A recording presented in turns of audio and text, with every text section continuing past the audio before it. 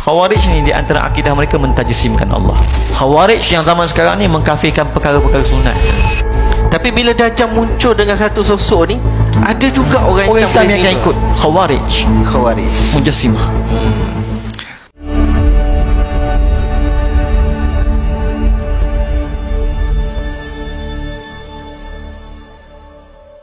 Tentang satu orang Syarif Said Abdullah, dia buat kajian tentang Khawarij. Bila ditanya adakah mereka Khawarij, confirm memang mereka Khawarij.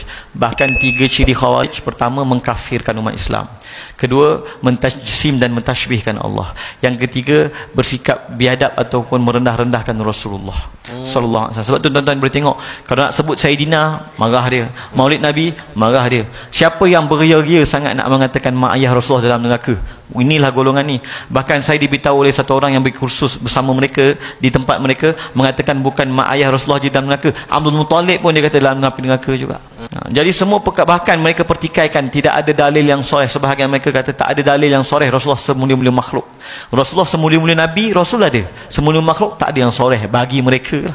Bagi mereka banyak lagi kurang hajarnya mereka kepada Rasulullah.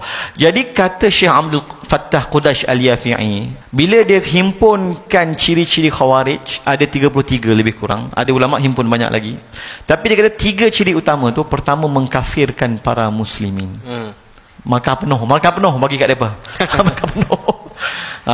Habis berkurung-kurung memang bukan zaman dia, zaman sebelum lagi dah kafir dah. Bukan kafir orang biasa-biasa, ulama-ulama besar pun mereka kafir kan. Kemudian mentajsimkan Allah. Siapa yang beria sangat nak kata Tuhan tu bertempat? Bahkan baru ni dia kata kalau Allah nak duduk atas arasy, apa salahnya? La haula wala quwata illa billah. Yang telah difatwakan haram di tengah-tengah ni, dia kata kalau Allah nak duduk atas sayap nyamuk pun boleh. Ya, sebab ini ambil kalam Ibn Taymiyah. Ya. Mereka nak kata arasy tu sebesar-besar makhluk, Allah boleh duduk. Kalau yang sekecil-kecil tempat tu pun Allah boleh duduk juga. Wal iyazu billah. Yang terbaru ni doktor, wal iyazu billah, Allah ada ruh daripada zatnya yang dia tiupkan masuk ke dalam jasad. Innalillah. Itu dah mirip kepada batiniyah, bahkan mirip kepada Nasrani. Wal iyazu billah. Kaedah istihalatul mustahilat, memustahilkan yang mustahil. Bila Rasulullah kata Khawarij yang akan muncul bersama Dajjal, Khawarij ni di antara akidah mereka mentajsimkan Allah. Yang akan mengikut Dajjal, Yahudi dan Nasrani, kita tak heran sebab memang konsep ketuhanan mereka macam orang. Orang. Yang saya risau nanti bila Dajjal mengaku sebagai Tuhan, macam mana ada orang boleh terima Dajjal ni Tuhan di kalangan umat Islam?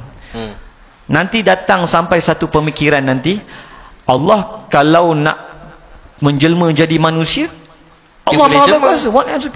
Dia ada kuasa. Sebab kalau kita tengok orang Islam, tidak ada satu bentuk gambaran kepada Allah Ta'ala. Tapi bila Dajjal muncul dengan satu sosok ni, ada juga orang Islam yang akan ikut Khawarij Mujassimah. Jadi memang 3 ciri ni, mengkafirkan muslimin, mentajsimkan Allah, dan bersikap merendah-rendahkan Rasulullah ni, sangat wujud pada golongan Wahabiyah.